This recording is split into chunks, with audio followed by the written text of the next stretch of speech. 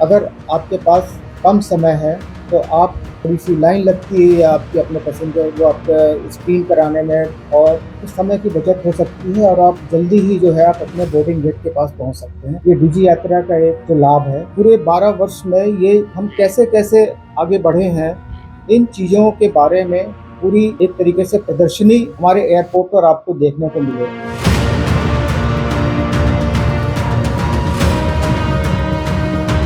सभी लोगों का हार्दिक स्वागत है इस प्रेस कॉन्फ्रेंस में। मैं आप लोगों के माध्यम से बताना चाहता हूं कि आगे आने वाले 15 जून को हम भारत के सभी एयरपोर्ट पर यात्री सुविधा दिवस मना रहे हैं। और इस यात्री सुविधा दिवस को मनाने का जो कारण है, वो हम अपने यात्रियों को केंद्र में रखकर इसका आयोजन किया जा रहा है। उनकी सुविधाओं को बढ़ाना, उनके यात्रा को सुगम बनाना, सुरक्षित बनाना और उनको अनुभव को समृद्ध बनाना। जो भी हमारे यात्री इस एयरपोर्ट से यात्रा कर रहे हैं या करते हैं, उनको उस दिन एक विशेष दिन का अनुभव हो। इसके क्रम में मैं आपको बताना चाहूँगा कि ऐसे बहुत सी कार्यक्रम हमने रखे हुए हैं। जैसे हम अपने यात्रियों का एयरपोर्ट पे आने पे पहले उनका तिलकोत्सव करना, तिलक लगाकर उनका स्वागत करना। अपने एयरपोर्ट को हमने थोड़ा रंगोली वगैरह से उसको एक सुसज्जित करना। फिर हमारे जो यात्री हैं उनको हम कुछ पौधों का वितरण करेंगे ताकि वो जाकर के पौधे को अपने घर पे या फिर अपने कहीं इस स्थानों पे उसको लगा सकें। अपने यात्रियों के लिए हमने कुछ स्वास्थ्य संबंधी सेवाओं को रखा हुआ है, जैसे कि ब्लड डोनेशन ग्रुप रखा हुआ है, हेल्थ चेकअप, और हमारे जो ड्राइवर्स हैं बाहर, उनके लिए आई चेकअप रखा हुआ है। एक स्वच्छता अभियान हम लोग करेंगे मिल कर के साथ में। फिर हमने सबके साथ एक वृक्षारोपण का भी कार्यक्रम रखा हुआ है। तो इसके साथ ही साथ यात्रियों के लिए हमने जो यहाँ की जो संस्कृति है, यहाँ का जो कल्चर है, उसका जो नृत्य है, वो भी एक सांस्कृतिक कार्यक्रम रखा हुआ है। कुछ हमारे यहाँ पेंटिंग्स वगैरह, जो यहाँ की प्रसिद्ध पेंटिंग्स हैं, जैसे सोहराई और खोवर, ये चित्रकारी है, इसका सजीव जो प्रदर्शन अपने हम टर्मिनल के अंदर इसको आयोजित कर रहे हैं ताकि इसका आनंद हमारे यात्री ले सकें, यहाँ की संस्कृति से जो है वो परिचित हो सकें। कुछ कल्चरल प्रोग्राम जैसे कुछ गीत संगीत है, इसका भी आयोजन किया है। तो ये सारी चीज़ें हम अपने यात्रियों को ध्यान में रखकर कर रहे हैं ताकि कोई भी यात्री, चाहे वो आ रहा है या फिर जा रहा है, तो उसे एक विशेष दिन का अनुभूति होगी उसे। हमने यहाँ पर और भी कुछ सेल्फी पॉइंट्स बनाए हैं। माननीय प्रधानमंत्री जी के साथ हमारे यात्री अपनी सेल्फी ले सकते हैं। हमारे अराइवल, जो हमारे जाने वाले यात्री हैं या फिर आने वाले यात्री हैं, दोनों।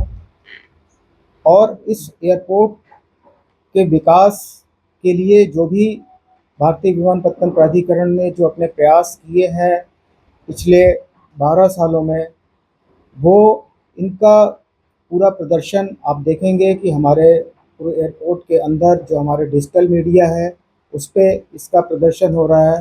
कुछ होर्डिंग्स भी लगी हुई हैं।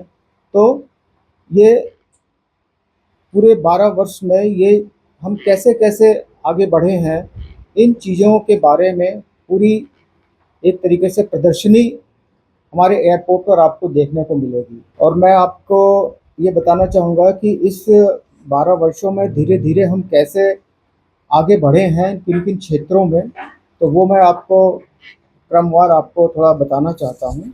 भगवान बिरसा मुंडा के नाम पे जो एयरपोर्ट है वह एक गेटवे प्रदान करता है इस झारखंड में महत्वपूर्ण शहरों को जोड़ने के लिए।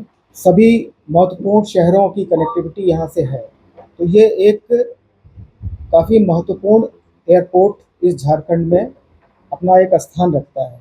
पिछले 12 सालों में जो मुख्य एक इंफ्रास्ट्रक्चर का डेवलपमेंट हुआ है वो मैं आपको बताना चाहूँगा कि सन 2013 में जो हमारी ये जो terminal building, integrated terminal building है, इसकी स्थापना हुई। रात्रि में जो विमान उतर सकें इसके लिए आईएलएस लगा सन 2022 में, और एयरक्राफ्ट के नेविगेशन के लिए जो हमारे महत्वपूर्ण इक्विपमेंट होता है जिसको हम लोग DVOR बोलते हैं, जिससे एयरक्राफ्ट को दिशा का जानकारी होती है, वो 2023 में इसकी स्थापना, इसकी कमीशनिंग हुई। फिर हमारा जो एक नया ATC टावर है उसकी स्थापना जो है 2023 में हुई, और हमारा एप्रन का एक्सटेंशन किया गया जिसमें कि और हमारे 5 बेज पार्किंग बे जो है वो बनाए गए, जिससे और ज़्यादा एयरक्राफ्ट जो है वो यहाँ पर एकोमोडेट किए जा सकें। जो पैसेंजर बोर्डिंग ब्रिज है उनमें वृद्धि हुई। फिर हमारा जो सिक्योरिटी होल्ड एरिया है उसका एक्सपेंशन हुआ 2023 में। फिर हमारा एक GSC नया पार्किंग स्पेस डेवलप हुआ है लगभग 4000 स्क्वायर मीटर का। तो वहाँ पे हमारा जो एयरलाइंस की जो इक्विपमेंट होते हैं वहाँ पर सुगमता से और सेफली काफ़ी एक स्पेस के साथ वहाँ पे पार्क किए जा सकते हैं। न्यू टेंसाइल फैब्रिक कैनोपी है जिसका 2024 में एक वॉकवे है उसका निर्माण हुआ, और 2025 में ये जो हमारे टॉयलेट्स हैं उनका रिनोवेशन किया गया। तो ये आप देखेंगे कि टर्मिनल के अंदर आप जो भी टॉयलेट्स अगर आप देखें तो बिल्कुल नवनिर्मित हैं, उनका रिनोवेशन किया गया है, काफ़ी साफ़ सुथरे और अच्छी दशा में आपको मिलेंगे। तो ये एक इंफ्रास्ट्रक्चर का मैंने आपको बताया कि क्रमवार कैसे ये इसमें प्रगति हुई। फिर एयर कनेक्टिविटी अभी वर्तमान में मैंने आपको बताया कि महत्वपूर्ण शहरों, सभी महानगरों जैसे दिल्ली, मुंबई, कलकत्ता, चेन्नई, फिर बेंगलोर, हैदराबाद, अहमदाबाद, पुणे, पटना, भुवनेश्वर, इनके साथ वर्तमान में कनेक्टिविटी है। और इसके पूर्व में जो है वो गोवा, देवघर और लखनऊ के साथ भी रह चुकी है, बट वर्तमान में अभी ये कनेक्टिविटी जो है वो अभी नहीं है। लेकिन प्रयास हमारा ये है कि कुछ नई कनेक्टिविटी अभी जुड़े, इसके प्रयास हैं। इसकी खबरें आप देखते भी रहे होंगे, बट उसका बैकग्राउंड में प्रयास चल रहा है उसका। वाराणसी है, अयोध्या है, और ये उत्तर पूर्वी क्षेत्र को जोड़ने के लिए अगर गुवाहाटी बोलें या फिर और स्टेशन से, तो इनका भी प्रयास चल रहा है। लेकिन अभी ये मैच्योर नहीं हुआ है कि हमारा केंद्र जो है वो यात्री है, हमारा जो कस्टमर है वो यात्री है। तो पैसेंजर सेंट्रिक इनिशिएटिव्स जो हमने लिए हैं, तो वो आप देखेंगे कि जैसे डिजी यात्रा यहाँ आपका 2023 में इसका उद्घाटन पहले से ही हो चुका है। अगर आपके पास कम समय है तो आप जो थोड़ी सी लाइन लगती है आपकी अपने पैसेंजर वो आपका स्क्रीन कराने में, और तो उसमें आप समय की बचत हो सकती है और आप जल्दी ही जो है आप अपने बोर्डिंग गेट के पास पहुंच सकते हैं। ये डिजी यात्रा का एक जो लाभ है, आप देखेंगे कि समय की बचत, और अगर आपके पास समय कम है तो आप अपनी फ़्लाइट को पकड़ने में सफल हो सकते हैं। अगर आपका जो एक कन्वेंशनल जो तरीका है, आप स्क्रीन होकर के आप जाते हैं, तो अगर आपके पास चेक इन बैगेज नहीं है और हैंड बैगेज है तो आप डायरेक्टली सीधे बोर्डिंग गेट के पास पहुंच सकते हैं। कोई इसकी आपको आवश्यकता नहीं है ज़्यादा फॉर्मेलिटीज़ की। फिर आप देखेंगे कि एग्जीक्यूटिव लॉन्च और क्रैम बार है जिसका 2024 में जो है उद्घाटन हुआ है, जिसका लाभ हमारे यात्री ले सकते हैं, ले रहे हैं। ये सुविधा पहले से ही मौजूद है। 20 मई 2026 को माननीय नागर विमानन मंत्री जी के द्वारा उद्घाटन किया गया उड़ान यात्री कैफ़े। अफोर्डेबल प्राइस पे खाद्य पदार्थ वहाँ पे मिलते हैं, और किसी भी वस्तु का मूल्य जो है वो 20 रुपए से ज़्यादा नहीं है वहाँ पे।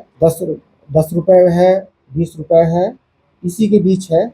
और अच्छा और ताज़ा भोजन वहाँ पर मौजूद है खाने का।